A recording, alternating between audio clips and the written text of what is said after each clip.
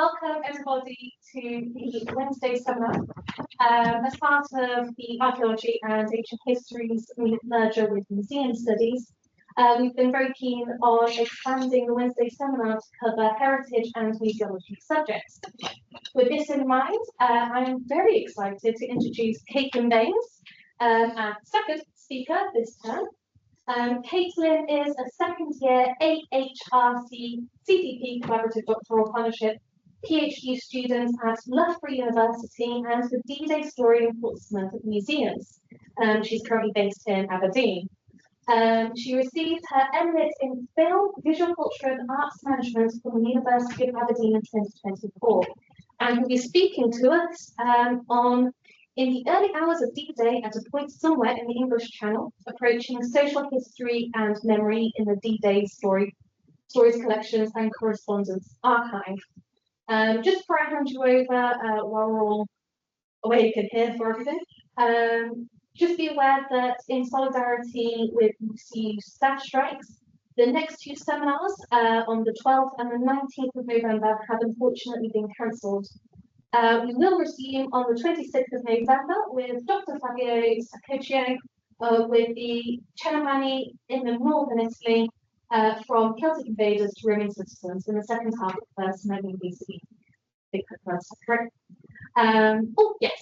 Can I just say as well that next Wednesday at this time is the Buchan lecture in ancient history. And I think that's why there isn't a scheduled seminar where Nisha McSweeney will be talking about Greek origin myths and things.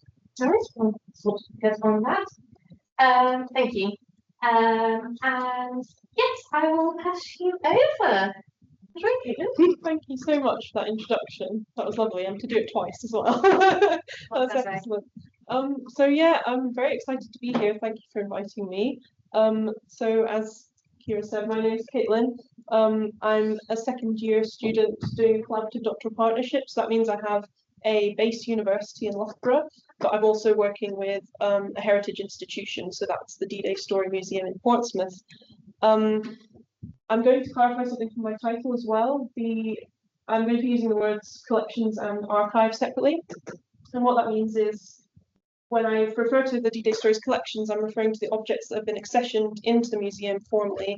So things like oral histories, letters, and artifacts. And when I refer to archive, I'm talking about the correspondence that has been non-formally accessioned into the D-Day Story collections. So the correspondence is letters and emails from donors that have been sort of come along to the museum through the object as well. So a donor will approach a member of staff and they will have a short sort of discussion about why they wanted to donate to the object, and that comes across in the correspondence. And there's a whole filing cabinet full of that. So I'll get into that in a little bit.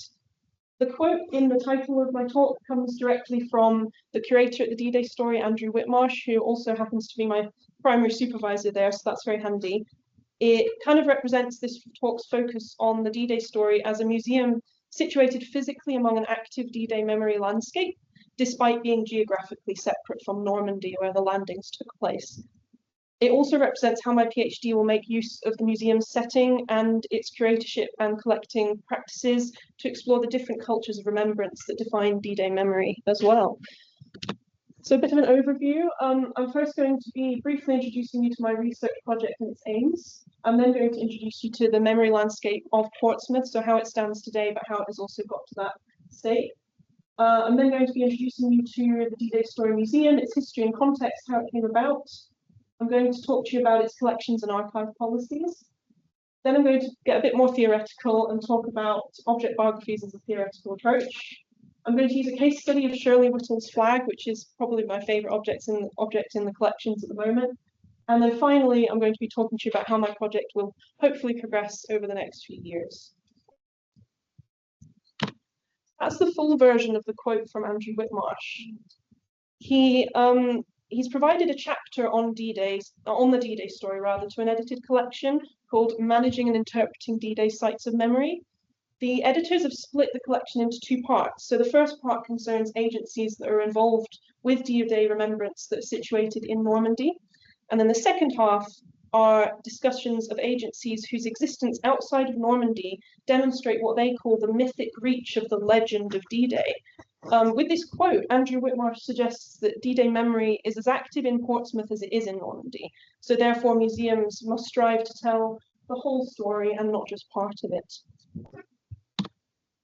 So with that in mind, I'm going to talk you through a little bit of my PhD's aims. The principal aims are to focus on the objects and accompanying donor correspondence recorded at the D-Day story as vectors of memory, as termed by Nancy Wood in her 1999 book of the same name. These vectors operate between various spheres of remembrance, from the personal to the national. They also, at the same time, respond to the shifting understanding of memory as it travels in a globalized world. So to expand on this, World War II, as we know it, is currently receding out of living memory. Bird, Claxton and Reeves, who edited the collection that I spoke about earlier, they've stated that sites significant to World War II memory are entering what they call a post-veteran era. Simultaneously with this, memory studies as a discipline has been expanding. This is encouraging fluid rather than fixed notions of community, culture, and materiality. So my project is therefore entering at quite an interdisciplinary stage, drawing from the memory studies discipline as well as others. My project therefore finds its theoretical grounding in viewing objects as vectors or carriers of memory. Nancy Wood, when she was writing, she drew from the term as employed by Henry Rousseau and Pierre Nora to represent manifestations of memory, usually within a national framework, so things like monuments and memorials. Nancy Wood focuses on films, novels, and historiography, and my PhD studentship is turning its attention to objects and correspondence within the collections of D-Day Museum. I'll discuss Kopytov's object biographies a little bit later. And then there's a few of my research questions there. Who has bequeathed objects to D-Day story? Why? Does the meaning of an object change when it enters the museum? What can the biography of D-Day objects tell us about the complex relationship between personal, family, and national memory? And how can objects' social lives be used to enrich and diversify the story, the D-Day story told at the museum? So here's a map of Portsmouth. I thought it would be useful to kind of go through a bit of what D-Day's memory landscape looks like there at the moment. So lots of handy little arrows there. In case you don't know, Portsmouth is an island city on the south coast of England. It's got a very dense population and it has the oldest Royal Navy base in the UK. That's been operating as a dockyard since 1194. So there's been a constant presence of dockyard working and the Navy in the city. In the lead up to D-Day, which was itself part of Operation Overlord or the Battle of Normandy, Portsmouth's dockyard, as well as the surrounding docks of Hayling Island and Gosport, were used to manufacture and build ships and landing craft that were used in the D-Day landings. They were also used to craft the temporary Mulberry harbours, which were harbours that were towed across the channel in order to enable easier offloading of cargo after D-Day. To the north of the city was Southwark House, or is Southwark House, the headquarter of the Allied Commander-in-Chief. And so in the lead up to D-Day, I've just noticed it's not marked on the map, so sorry about that, but it's to the north of the city. It was a gathering point for Allied commanders, so there was a big presence of commanders in that area. To the south of Southwark House is Fort Southwark, and a tunnel network was constructed underneath it for the purposes of communications and intelligence. Most strikingly remembered in Portsmouth and Gosport, I would say, was its location as it was located with embarkation points in advance of D-Day, so several embarkation points across the city served to transport nearly 27,000 troops and 4,200 vehicles across the channel for D-Day. So this image of soldiers here is just off camera. They're going down the parade pier just before D-Day to embark. As Andrew Whitmarsh writes, civilians living in and around Portsmouth before D-Day would therefore have been really familiar with the sight of these soldiers, troops, camps, training exercises, and soldiers generally waiting in the streets ready to depart. That meant that they would have been keenly aware of the approaching operation, even though they didn't know what it was. All of this is to say that popular memory of D-Day in Portsmouth is very strong and has remained so to this day. You can see Portsmouth Naval Memorial there. That was opened in 1924, so just after the First World War, and it commemorates over 24,000 people with no known grave who served with the Royal Navy between the First and Second World War. There's a D-Day specific memorial as well, just beyond this picture, that was unveiled by General Montgomery in 1948. So every year they do a D-Day service at that memorial on the 6th of June. The historic dockyard at the top is the public part of Portsmouth Naval Base, so it's managed by the National Museum of the Royal Navy. The reason I mention that is because LCT 7074, that's Landing Craft Tank 7074, is part of the D-Day story. Everything in yellow is part of the museum itself. That's not actually owned by the D-Day story, so it's on loan from the Royal Navy Museum, and it's upkept by them as well. Southsea Castle flanks the D-Day story. Like the D-Day story, it's one of 6 museums operated by Portsmouth City Council. It was constructed for Henry VIII, but it saw use by the Home Guard during the Second World War, and they complained of the dismal conditions inside. It also saw involvement with Operation Grasp, which was conducted to seize French ships that were already berthed in British ports in 1940, when France fell to Nazi occupation. So summing all that up, there's a thriving memory landscape geographically surrounding the D-Day Story Museum, and it's brought on by a network of connected memory sites. One useful thing to note is that for all 6 of the museums that are operated by the City Council, the museum staff all work together on a regular basis. So there's a kind of connected network between D-Day and with other Portsmouth museums like Natural History. A bit of history and context about the D-Day story. So it opened in 1984, but as you can tell from the picture on the left, which is from around 2010, it hasn't always been called the D-Day story. It was actually started its life as D-Day Museum. It was opened to coincide with the approaching 40th anniversary of D-Day, and the fact that there was strong local support because many people had personal memories of the city in 1944 at that time. So it was an easy decision to have it created.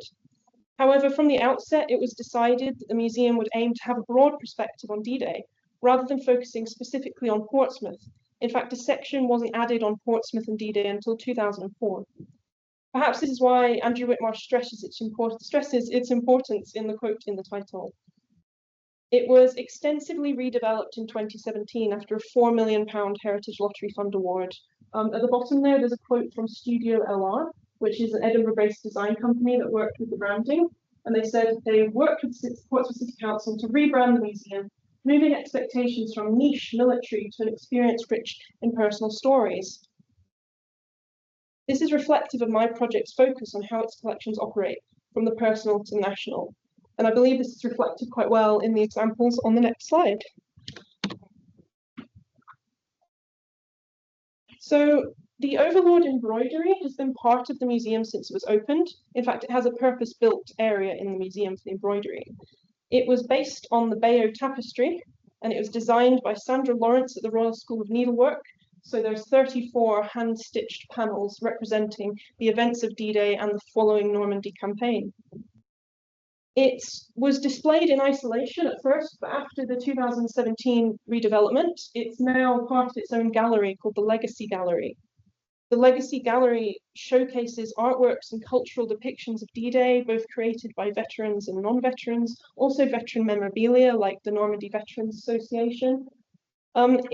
They're displayed together as a whole representation of the legacy of the events. It's also designed to be a quieter, more reflective space, so it has no soundscapes, and in the middle there's an area where you can sort of craft and draw creatively. Both of these things were consolidated after the renovation, and it shows a stronger focus on remembrance and the veteran family perspective encouraged by the City Council. I'm going to talk to you now a little bit about how collecting actually works at the D-Day story. There's over 10,000 objects in the D-Day Stories collection. So there's some policies available on its website. The key thing being that general militaria without stories is not acceptable. Provenance is therefore key in the collections of the D-Day story. They use the MODES collections management system. Some of you may be familiar with it. That means that there are ghostly traces of previous objects in the MODES database, where a curator has decided that because the object is not attached to a story, it shouldn't be in the museum. So things like flags, weapons, it doesn't add to the picture because we don't know who owned it. In order to donate an item to the museum, potential donors have to approach museum staff in person, over the phone, or online. They're provided with a transfer of title form detailing exactly how their donated items can be used by the museum. So can they be used by schools and researchers for educational purposes? Can they be used for promotional material or merchandise? A little bit about donor correspondence as well. So this is what I'm going to be looking at extensively. It's kept in an alphabetically organized filing cabinet in my supervisor's office. Each example of correspondence is folded into a transfer of title form, which means it's easy to recognize when the next letters appear. They contain letters, emails, sometimes even photocopies of photos sent by donors. Sometimes correspondence takes place over days, sometimes months, and then sometimes the curator will talk to them years down the line, asking if they have their permission to use the object in an exhibit or merchandise or something like that. Generally, in the correspondence, donors explain why they've chosen to donate. So there is a scope in my project for not just using it as an addendum to objects, but also to use it as an equally valid source of memory, of social memory. You can analyze the sentiments expressed by the donors, regardless of what they've donated. I'm going to move on to my theoretical approach a little bit. Igor Kopitov's 1986 essay, The Cultural Biography of Things, Commoditization as Process, represents a turn to the social rather than technological, an approach to studying objects with biographies, objects and things, such as buildings, places, and landscapes. He also considers them things as well as traditional artifacts. Through an exploration of the cultural processes, he popularized the idea that, like humans, objects and things can be seen as having complex biographies in their own right, and that the meaning of a thing is produced via its relationship to people at various life stages. My project's principal aim is to hone in on the social aspects of what might otherwise be perceived as military objects, and it therefore finds an apt framework in Kopitov's biography of things. The quote on the screen there is from Hahn and Weiss, and they say that the end of an object is a vexing perspective, which is a great quote. They write that Kopitov has an achievement in his work, connecting the passage of objects through different contexts to different valuations. So, for example, an object can have a value of use at a certain time, like a gun can be used, but over time there might be a sentimental connection formed, a mnemonic connection, or a personal connection by the person who used it, and it falls out of value in terms of use, but gains another different type of value. They write that Kopitov's theory has its limitations, however. An example of this is a biography's rigid structure regarding birth and death as a defined beginning and end. Can objects like people be defined as having a beginning and an end? They propose instead the phrase object itineraries, conjuring the modern-day traveller. The idea of an itinerary combines the pathways, stations, and transitions of modern-day travellers, as prescribed, for example, in a flight schedule, with the much older idea of a particular path, such as a pilgrimage, leading to the transformation of the traveller by successfully passing through discrete stages. So as you can see on the screen, landing craft tank, which I mentioned earlier, 7074, I think is very representative of why the traditional object biography approach doesn't apply here, and it is more an itinerary kind of thing. So LCT 7074 started its life near Newcastle, where it was assembled quickly and cheaply because LCTs needed to be sent down to the channel as fast as possible, and they were considered as, you got good use out of them if they made even a couple of trips across. LCT 7074 clearly survived the war. This picture at the top, I'm not sure if you can see, but in the very center, that is a picture of 7074 on Gold Beach, just after D-Day. So this photo was taken then, and it kind of shows that LCT 7074 made it across. After she was built in Newcastle, she was sent down to East Anglia for training. Men and tanks of the 7th Armoured Division boarded there, and from there she went to Normandy. So she actually didn't have any Portsmouth connections until she came to the museum. 9 out of 10 tanks on board landed successfully. She was described then as limping back across the channel to Southampton and was sent up to Liverpool for a refit. And that's where the war ended for her, because she was up there for a refit, and that's when peace was declared and she wasn't needed anymore.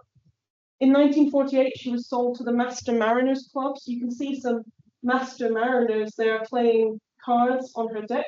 She was renamed Landfall during this time. And then that was between 1948 and the 60s. In the late 60s, she was purchased by a man named George Evans, who started a successful nightclub and catering business on board.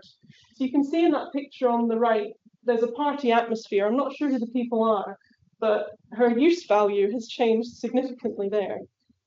In the 1990s, she was bought by the Warships Preservation Trust, and they aimed to convert her back into an LCT like the National Museum and the Royal Navy have done today. However, they went into liquidation in 2006. And so in 2013, she sank where she was berthed in Birkenhead. The final image there is her being hoisted back out of the water. That was part of an almost £5 million redevelopment fund from the National Lottery again for the National Museum of the Royal Navy. I think the end of an object's vexing perspective is a very good way of describing LCT 7074's journey. I picked Shirley Whittle's flag to discuss here because it caught my eye for a number of reasons. It has a very distinctive appearance. It's extremely loved, extremely battered, and lovingly mended as well. It's frequently used in the D-Day Stories publications, and it's also had many appearances outside the museum as well. And the other thing is that flags, and especially Union Jacks, are in the public eye right now because their meaning is being altered by the far right to promote hatred and division. So that's something that I'm aiming to link into this project as well. I'm going to tell you the story of Shirley's flag because I love telling this story and I don't not want to. So Shirley Whittle was a 4-year-old girl living in Bedhampton, which at the time was a village just outside of Portsmouth. It's now a larger suburb. A tank crew from 2nd Squadron, 2nd Battalion Grenadier Guards were stationed outside the Whittle family's home, and residents in the area had been requested, I'm not sure by who, possibly local authorities, to allow the soldiers to come into their homes and bathe and rest before they set off to Normandy. This newspaper clipping has been accessioned into the D-Day Stories collections as well, and it tells the story apparently on June the 7th, which I think is extremely soon, but people did know about it very quickly. It's saved by Shirley's family, and it details the sentence: as the convoys began to move, parents carried their small children down from bed to see the historic sight. A little girl of 4 was carried by her father to present a Union Jack to a tank crew who stuck it up as their first trophy. You can see that someone has written Shirley and pointed a little arrow towards the 4-year-old girl, showing that it was clearly a proud moment for their family. Interestingly, the clipping also mentions that communication with the troops had been forbidden, but many people had come to look on these temporary neighbours as friends from seeing them day after day as they prepared their equipment. So the newspaper is trying to upkeep morale by saying you can't talk to soldiers, but you can make friends with them just by looking at them, which I think is quite funny. The letters donated by the Whittle family tell a different story to what the newspaper describes. Shirley's mother regularly wrote to and received letters from a soldier named John Sorensen, and 5 of these replies from John are in the museum's collection. They date from August 1944 to May 1945, and in them John takes great care to let the Whittles know how he's getting on, but more importantly, how the flag's getting on. At one point, he even receives a promotion from Lance Corporal to Lance Sergeant. You can tell by how he signs his letters, but he doesn't mention it at all. On the 20th of January 1945, towards the end of the war, John writes, "We still have Shirley's flag with us, and although we were in Germany, we hadn't the heart to part with it. It's been a talisman to us, and we have all pinned our faith in that little bit of England." Disaster struck in May when John wrote to tell the Whittles that they were sad to lose the flag during one of the last battles that they'd taken part in. In a letter detailing its loss, written very soon after peace was declared, he mentions the flag before mentioning that he and a man called Dusty are the only 2 remaining soldiers from the little bunch who used to play cards in the garage. So again, he mentions the flag before the loss of most of his unit. Only 15 days later, John writes to the Whittles again, this time thanking them for the new flag. So that's in the bottom right corner of the screen, also accessioned into the D-Day Stories collections. In that period, however, the tank crew had passed back through the area of battle where they'd lost the original flag, and they'd found it. Although disreputable and bedraggled, it had been through some of the worst battles in Europe, and although not much to look at, he writes, "We thought you might like to have it back, as a souvenir of the colours we carried for Shirley right through to Germany, and which refused to be defeated or captured by the enemy." It's quite surprising, I think, to have an object such as this accompanied by such a rich detailing of its history and its biography in written form. When I first saw Shirley's flag, I also my own biases came into play, and I expected that it had been sewn up perhaps by Shirley herself or her mother or by a member of their family. But Shirley was interviewed in 2019 for the museum, and she stated that the soldiers sewed it up themselves, which is probably why the needlework isn't that great. If we are to follow Hanan Weiss's itinerary approach, we must consider Shirley's flag's adventures post-war as well. The flag was acquired by the museum in 2010. Since that time, it's been on further journeys. It's appeared on daytime television. It was used by a local creative agency to create an interactive children's trail detailing its journey across Northern Europe. And you can see in that screenshot there, Shirley herself attended one of the events and handed out little Union Jack flags to the children who completed the trail. You can see in that Facebook post as well that Shirley's flag has crossed digital boundaries. Without these activities, its presence in the museum might be seen as a period of stagnation relative to its previous high action adventures. This coincides with Harman Weiss's idea of transformation of the traveller. The letters describe a pilgrimage-like journey of the flag, and at the end, John muses he can't wait to take a picture of it on top of Hitler's headquarters. It's unlikely that this actually occurred, but that would have been a really good acquisition for the museum as well. For my project going forward, with its use of donor correspondence, this project has scope for interviews with donors of objects and their families. They've left their contact details in the letters, so it would be a case of finding out whether they would like to be interviewed.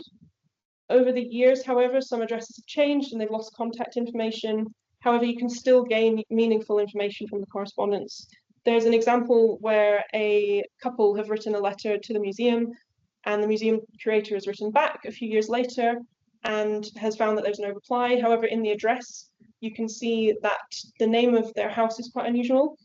And one of the objects that they gave to the museum was a photograph of a ship, and the name of their house is the same as the name of the ship. So it's clear that there was a deep connection between the two. There's a lot of troubles I've been having with the archive as well. There's an ethical pitfall of using correspondence that hasn't been formally accessioned. These people haven't granted permission for their words to be used in any research projects or things like that.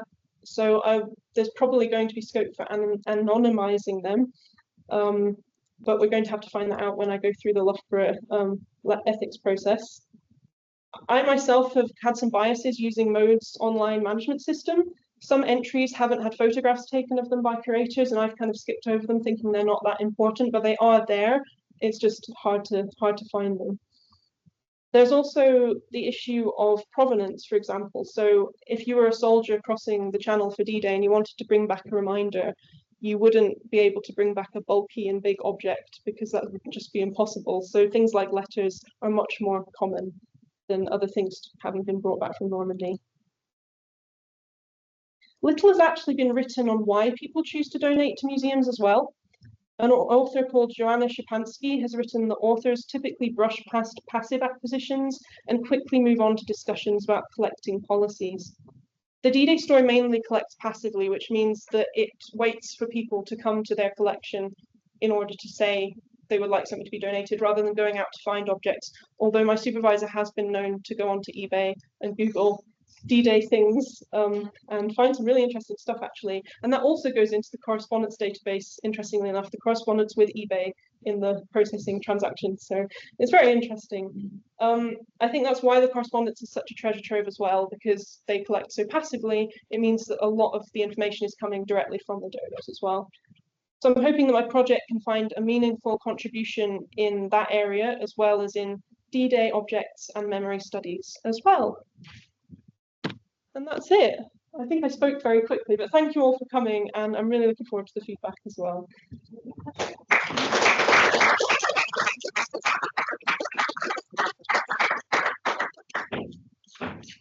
Thank you so much. That was fascinating, and I feel your pain with the ethics applications. Does anyone have any questions? Yes.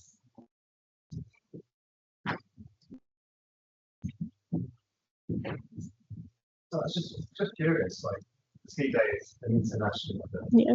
How wide a range of places are objects in the collection from?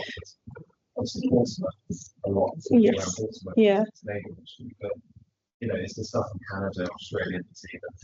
That's a really, really good question. From what I've seen, less definitely on places like Canada. There are things in the D-Day Stories collection that have come from very, very far away, but oftentimes they've been accessioned into the wrong collections. So there's things like musket balls that have come from shipwrecks on like islands in who knows where, and they've had to, the curator has had to write letters to people who living on this island and say, I'm so sorry, we seem to have your musket ball, would you like it back? That's kind of not a very good answer to your question. I think that's going to be really interesting to explore. I think you're going to definitely have more international perspectives in the museums in Normandy themselves. So places like Juno Beach Museum and things like that are going to have a much wider reach actually than the D-Day story in Portsmouth. So I hope that answers it a little bit. Compare it with the yeah, comparing with those ones that don't. Yeah. Obviously, they will have all of the Americans. Yeah. But yeah, is that something you consider doing like a sort of, I imagine it's a 4%? Yeah, no, absolutely. Yeah, I hadn't formally thought about doing that, but that would definitely be an option. The collections, I think, would be almost totally different in that regard, and so it would be really interesting to compare there. There is so much Portsmouth representation that it is a bit staggering that they did only add Portsmouth into the museum fairly recently. Well, I suppose about halfway through its history. So no, that would be really interesting to explore. So thank you for that. That's really great. Anyone else have any questions? Oh, yes. That was great. I really enjoyed the story of Chile, which is like genuinely Yeah. it's fantastic to have all of the different elements. Absolutely. Yeah. My question in some ways follows on from that one about the relationship between the different museums, different stories that are told. Yeah. So this is kind of a question to think with rather than. Please. Yeah, that's good. Kind of, what are the different approaches taken to D-Day? Have other museums made a kind of similar shift in their storytelling in the same way? Yeah, again, another great question. Something that I was going to add into this talk, but I kind of ran out of time, was thinking about display in the different museums and how I've only visited Normandy once, and it was when I was in high school. And one of my standout memories is how many dioramas they used in the museums. And the D-Day story did have a bunch of dioramas before 2017 that they kind of took out completely following the renovation. And obviously that's like current tastes in museum display as well. But I'm not sure how the museums in Normandy are currently in status. So it'd be lovely to have a PhD funded trip to Normandy. That would be brilliant. So again, that's totally something to think about. You're right. So thank you very much for that. It's always the embroidery. Yeah. The embroidery is all in display in Chingford because Yeah. they essentially in that Yes, making that connection across the channel. Yeah. Putting something across the channel. Yeah. And yeah, it just made me think about those different Yeah. sort of museological positionings. No, totally, because the as I kind of mentioned with the D-Day story being part of those 6 museums owned by the council, there's a lot of exchange there, and also with the Royal Navy as well. But to my knowledge, there hasn't been as much exchange of like exhibits and displays with those across the channel. So that would be really interesting to look into whether they've considered connecting with those in somewhat of a way. I mean, you swap the tapestry permanent. Yeah. Permanent. Yeah, I'm not sure. The embroidery is actually owned by an embroidery trust, like a collections trust of people who pay to have it. Well, they're responsible for its maintenance and things like that, and they're all based in Portsmouth. So it would be interesting to see how that works, because it's technically a loan rather than an accession into the collection. Yeah. Sorry, not a question, but just I would genuinely recommend you do go. Absolutely. Because there are some stark differences between the different Normandy museums in what they emphasise. Right. Okay. Particularly actually in terms of the national divide, American museums, the Commonwealth, but also those that choose to represent the French experience. Yeah. There are some really stark differences between that. That's really interesting. Thank you very much. I was looking at kind of how the impact on French civilians has been sort of. I think I've not read that many articles that kind of critique the D-Day story. I'm sure there are some, but on one of them that I read said that it doesn't have that much of a reflection on the French involvement and French civilian population. So it'd be really interesting to. Some comparatively recently for coverage. Yeah. In part, that's justified. Because slightly ambiguous position. Yeah. In terms of French experience Yes. as well. Okay. But many Normandy communities were actually appointed by us. Yes. Yeah. So yeah, there hasn't been Okay, this section. So right. That's really interesting, and that's coinciding with the memory studies boom as well. So that's yeah, that's brilliant. Thank you for suggesting that. Another question from online. Oh, no. Not just here. Oh, and one has just come in online. Okay, Oh, I'll great. answer. So Andrew Williams online has said, excellent project and presentation. Have you looked at accessing records from Oxford hospitals? The hospitals there were where wounded men were taken under the care of Professor Girdlestone, the first Nuffield Professor of Orthopaedic Surgery, and given penicillin. Excellent. No, I'd love to though. After hearing that, that sounds amazing. Yeah, I suppose that because of the focus on objects, it's come from the donors, obviously mainly from Portsmouth. They've included these stories of the objects, and they haven't necessarily included the stories of the soldiers as much in terms of what their post D-Day experiences were like. So I haven't looked into much about like the wounded and things like that. Also, that yeah, that sounds really interesting. Thank you. My question is, do you know if the museum has seen a kind of a boom in donating things with the amount of media that in recent years has been focusing on D-Day? That it's quite a popular topic for TV and for films at the moment. So like has that impacted kind of people being like, oh yeah, I will actually give this to the museum, like, especially with everything you're looking at the memory stuff. Yes, yeah. Like has that had an impact? That's a really interesting question as well. I'm sorry, I keep clicking that. That I'd have to ask my supervisor, the curator, because it would be so interesting to see if there was a spike, say when Saving Private Ryan was released. I think that would be super cool. Again, because it's based in Portsmouth, I think it is a little bit less. People wouldn't necessarily, especially if they live elsewhere, think to donate things there, maybe, especially back when it was first introduced. So yeah, I'm not 100% sure, but that would be really interesting to look at whether it coincides with things like that. I had a question on that. Excellent. Yuri Gal, very sorry if I've mispronounced that. It says, when it comes to interpreting or displaying these objects, does the museum talk to the donors about how their stories are told, or try to reflect their own viewpoints in the display? That is such a good question. As far as I know, there is very little involvement with, if the donor themselves wasn't the original owner, if it's say the family of a veteran or something like that, there's very little involvement of the donor in how and where the object is displayed. They can't say I want it displayed here, or here's what I want to say. It's often they'll attach a sort of small story and of the object's history, and then that the curator judges that to kind of be enough. But when there's involvement of, say, the person that actually owned the object, like a veteran, the D-Day stories uses the veteran's full name and goes into and does a little digging into the history of that person, but it won't use, say, the name of the donors as well. So it's interesting dynamic there to look at, definitely. Any other thoughts? Yeah, we've got one.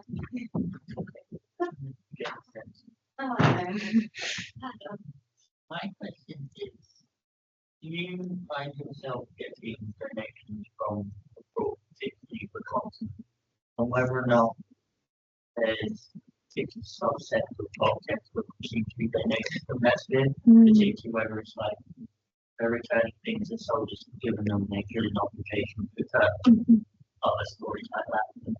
Yeah, no, another great question. I'm going to have to consult my supervisor with all these questions because he definitely knows best. He's worked there for 20 years, so he would definitely know if there's a kind of subset of objects. It's hard to define. I think, again, because it's so like Portsmouth in spirit, Portsmouth related, it's quite hard to tell kind of if any specific thing has come from one specific area or not. There are, like, I know for a fact that there's a lot of US acquisitions in terms of veteran memorabilia, and that's oftentimes been because the curator has gone online and has found memorabilia from veterans for sale on eBay that these were veterans who took part in the D-Day landings, and that has been sort of dispersed online. So there's a really good example of that is a guy called Harry Plusevich. He gave a lot of oral history interviews in the US, and when he died, for whatever reason or another, his belongings kind of appeared on various different internet sites. Apparently, you know, his family was very involved, so I'm not sure how this has happened, but like his cap you can buy on eBay and his like coat you can buy elsewhere. And the D-Day story curator has tried to like piece as many of these things together as possible and collect them. So I know that a lot of American veteran stuff is obviously going to come from America. So I know that doesn't really answer your question, but I hope that's provided a little bit more detail. Yeah, thank you. Anyone else? Oh, yeah. Thank you, that was really good talk. I really like the research question you have about sort of how does sort of being exhibited affect the memory of the object. Yeah. And I think you kind of hinted that it does get new exhibitions sometimes. Yeah. So I wondered if you had any thoughts on what happens to the memory of the objects if it's re-exhibitions or just the original one. Again, another really great question. I think so. This last slide there is one of their most recent temporary exhibitions. They don't tend to, I will say, re-exhibit a lot of the artifacts in the collection. Oftentimes with Portsmouth City Council, it's really confusing. There's a Portsmouth Museum as well. There's also a Portsmouth Museum of Natural History, and then there's a D-Day story separate to that. And so at Portsmouth Museum, they do a lot of temporary exhibitions where they draw from other collections as well as within the Portsmouth Museums, but not from the D-Day story. I would say that's all quite insular to that museum. So as you can see here, they've not used any artifacts in this exhibit. It's quite a simple one. It's just photographs of veterans with writing on the back. But I'm definitely going to ask my supervisor that as well. I think he has suggested that there is definitely scope for re-exhibiting objects, and it would be absolutely fascinating to discuss whether or not just them moving from one part of a museum to the other changes how they're perceived. And I think part of the redevelopment, that was a huge part of it. I think because I hadn't visited before 2017, they probably had things that were representing different things that are now representing, say, the legacy of D-Day, whereas before they were in a different part of the gallery. So that would be, yeah, that would be really interesting. Thank you so much. Got anyone online? Okay. Thank you so much, everyone. Thank you.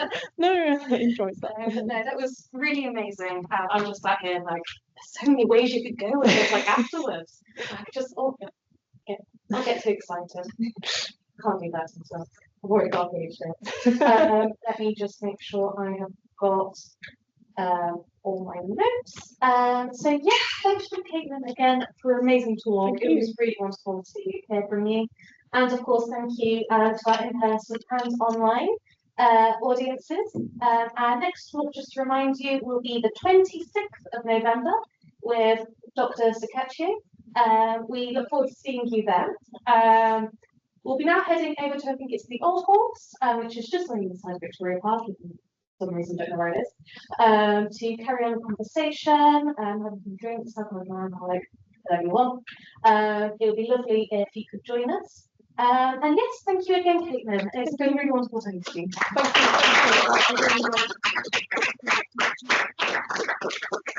Thank you.